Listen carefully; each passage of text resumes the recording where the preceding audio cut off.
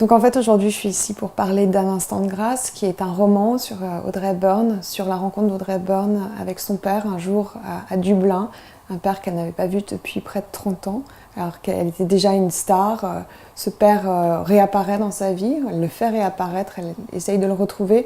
Il l'avait abandonnée quand elle était petite fille, et donc c'est la construction de cette icône et une interrogation sur ce qui fait sa grâce, parce que avant toute chose Audrey Hepburn est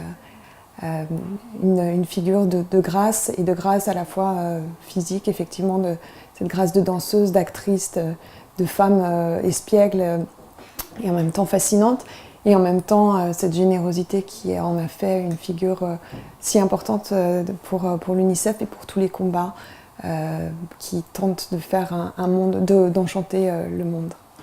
Et en même temps paraît un livre d'entretien avec un talmudiste. Alors ça semble être un grand écart, absolument, mais ce sont les deux pans de ce qui me constitue. Je pense qu'on n'est pas obligé d'être juste une seule, d'avoir une seule passion dans la vie. Et donc, outre le travail de romancière, je suis aussi professeure de religion à l'Université de Columbia aux États-Unis, à New York. Et je travaille sur l'histoire des religions, et je publie ce livre d'entretien avec un grand talmudiste, un grand professeur d'études religieuses, Daniel Boyarin, et qui en fait est une interrogation sur ce qui fait les textes, et